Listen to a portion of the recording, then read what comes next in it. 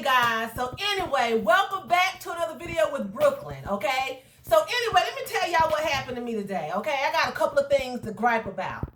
Okay, so my part-time job, I work with people who are high risk for getting COVID and things like that, okay?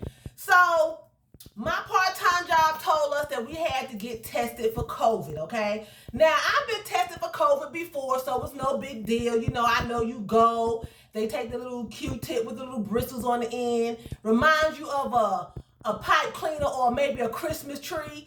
Put it up in your nose and they swab on both ends, put it in some solution and send it off to the lab, right? So it's no problem. So the site that I normally go to, the testing site that I normally go to, they were booked. I couldn't get an appointment, so I was like, okay, I'll go to another testing site, the same company, so I go to another testing site. It should be no problem. I've done this before, they already told me all the directions on what to do, so I'm a pro with this. I've been tested for COVID, no big deal. I get to the testing site. She asks me, this your first time at this site? I said, yes, ma'am, So she says, well, you know what to do because you've been tested at the other site. I said, yeah, okay. Okay, yeah, of course. So she was like, well, go ahead and do the test. Here's your packet. Give me your date of birth, blase, blase.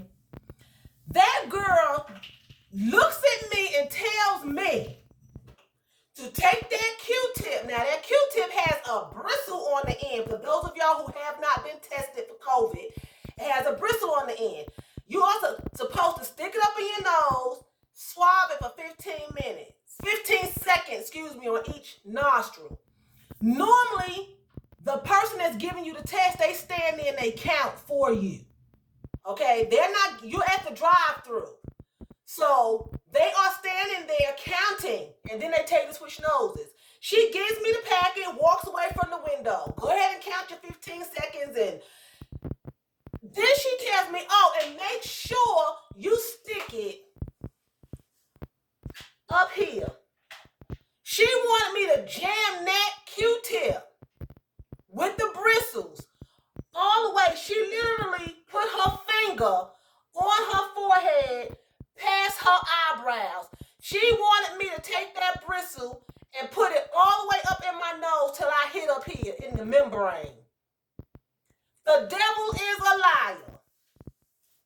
Now, I'm being tested for COVID. I'm not hunting for COVID. I'm not trying to dig COVID out and the jungle fever out and the bluebird goose fever. I'm not going up in there digging all around trying to find every kind of disease known to mankind. I'm not doing that. You know what I'm saying? You ain't supposed to be jamming nothing way up in there. Now, I'm like, now what you trying to do? What you trying to do? Who does that?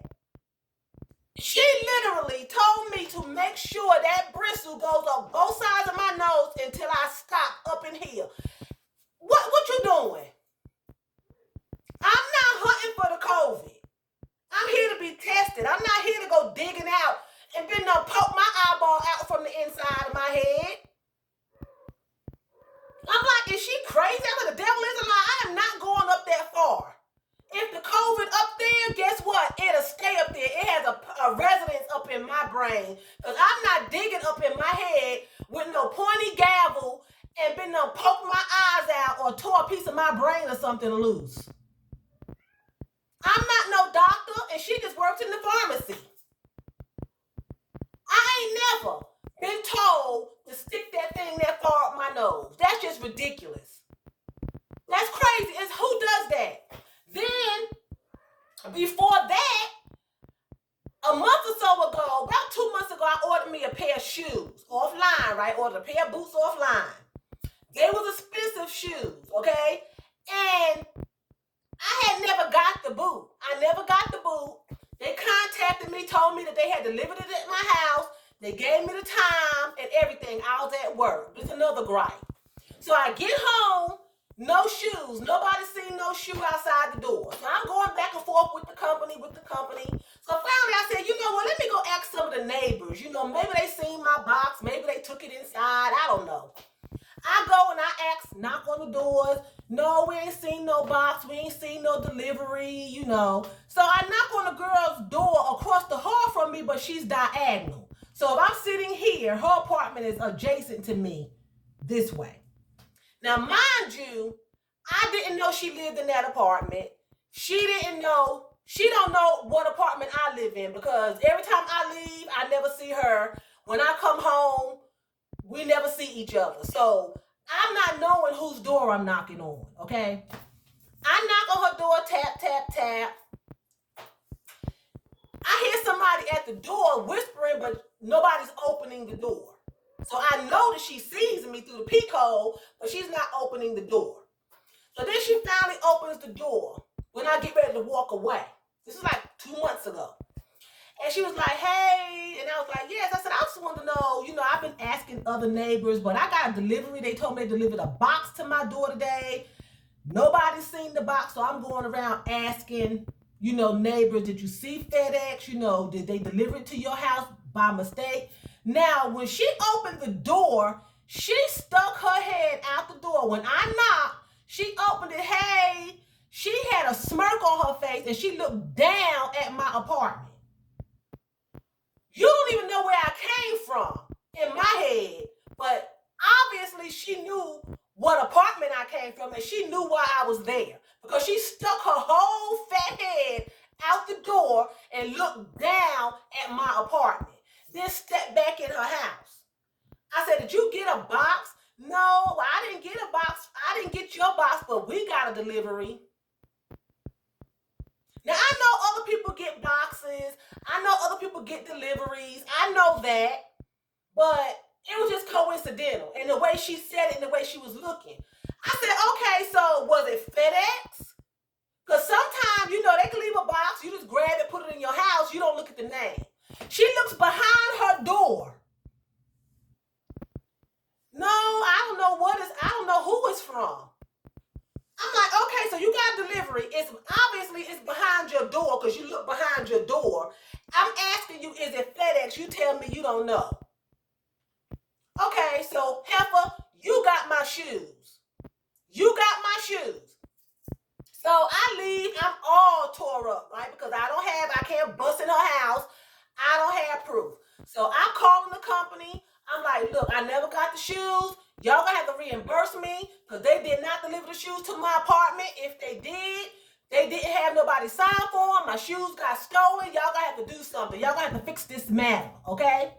So about a week goes by, and I'm at work, you know, still upset about these shoes, and the office manager calls me at work, and she's like, you know, Tracy, you have a box here at the office, you know, that was dropped off here at the office. So what she did was she knew that I knew that she had my shoes. So instead of her, she couldn't put the box back outside my door because that would have been too obvious. So she took the box to the office. So she felt guilty. And she also knew I knew.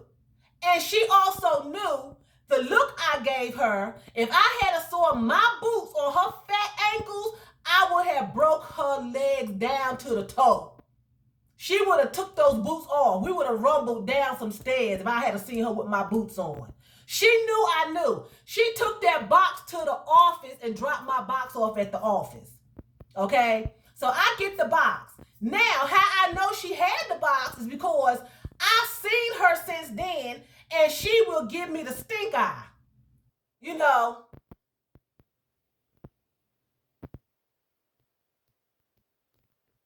not making eye contact, but giving me a little up and down look. You know, like I could have had a pair of shoes, but you caught me, so you know, I just did the right thing. Heifer, I paid for them shoes. You didn't pay for them shoes, and I know you had them because I know you did. You looked behind your door and said, we got delivery, but I don't know who it's from. I'm telling you, if I would have caught her with my shoes on, Brooklyn would have been fighting. We would have been fighting. So I'm bringing this up to say this. Today, I go outside my door on my way to get tested for the corona, And there's a box sitting outside my house. There's a box sitting outside my house. So I get my little glasses. I'm like, ain't no orders coming here. I look down there. The doggone people, the FedEx people done walk past her door and put her box in front of my door. In order to get to my apartment, you have to walk past her apartment. They literally ignored her door address, her door number, her apartment number, and walked straight past her apartment and came to my apartment. My number is covered up by a great big old wreath. They put her box at my door with it facing up all nice and plush like it's my package. FedEx is sorry. FedEx is sorry. They are ridiculous. Now, when my package got missing, I think she went to my door and took my box. But they probably left it in front of her door and she just took the box in the house. You know what I'm saying? She just took the box in the house. But they left her box just sitting in front of my house. Now, my point is this. I could have been a thief. I could have took her box in the house and didn't give it to her. I could have did the same thing she did, took it to the office, dropped it off. I could have tore it open. I could have did anything with it. But she worked hard for her money, I'm sure, just like I worked hard for my money. And I'm not going to take her package. That girl stole my package. She gave it back. She gave it back. I know she had the package. But my point is, don't be stealing from nobody. People work hard for their money. It's a hard time out here for everybody. I work 2 freaking jobs. I don't have time to sit here and order something and you're going to pick up my box and take it in your house. And then give me the stink eye every time you see me because now you mad because you ain't got the boots on your feet. That wasn't your stuff.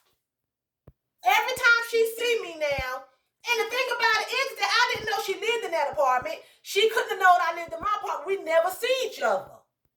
That was my first time seeing her. But now, she knows who I am. So she looks at me like I did something wrong to her. But she don't know. I just came home. Her package, she got her package. It's in her house. It's not there. I gave her package. I could do the same thing. I could have kicked it down the stairs and crunched it up. You know, I'm honest. Some people just not honest. They don't care. You know, and like that lady at the doggone testing site. You know, I'm like, is she giving me the right information or not? Is she trying to hurt me? Who sticks a Q-tip with? You're not supposed to even stick nothing up your nose. No way. Okay? But if you're going to go all the way up here, a doctor should be doing that. I should not be taking nothing and cramming it all the way up in my nose up there. I could have ruptured something. My brain or something could have started seeping out at night while I was sleeping, or my eyes could have crossed up. I could have ripped my pupil. I could have ripped the blood vessel. I could have busted the snot sac. You know, I could have messed up my memory and don't know who I am. I could have triggered some kind of dementia or Alzheimer's buttons or something. I don't know what's up there. Somebody make sure you get it all the way up here. She took her finger and she was like, up here. Make sure you stick it all the way up here. Now, her Q-tip was like this. Okay? But the piece that goes up your nose ain't but this long. And it snaps off and you put it inside the liquid. When I go to the other testing site, they little thing ain't but this long. So it's not supposed to go way up here. But she sat there and told me to stick it way up there on both sides of my face. I could have went blind or something. Something could have happened to me. I could have been, slow forever now. You know, you got to do what you know is best for you. I'm getting tested for COVID, but I'm not fishing around for it. I'm not trying to find it. I'm not trying to, stick nothing up my nose and come out with some kind. Next thing you know, I got some other kind of disease floating around that I didn't even know was up there, but because I done stuck something up my nose. You ain't supposed to be doing that no way. If it got to go up that far, they should put you to sleep and do that. So, I don't know. But anyway, I just wanted to get that off my chest. That's a little rant time. I hope you all are staying safe. Hope you all are staying clean. Don't be stealing nobody's packages. And hopefully nobody won't steal your package because it's Christmas time now. People want gifts. People want money. They selling your stuff. You know, it's just a bad time. This coronavirus got people doing stupid stuff. Stupid stuff. And don't be letting nobody tell you to jam nothing up your nose and in your ears and down your throat. And in your eyes and stuff. All your holes and stuff need to be plugged up. Don't be sticking nothing all up in there, hurting yourself. Because people is mean. I think she told me that on purpose.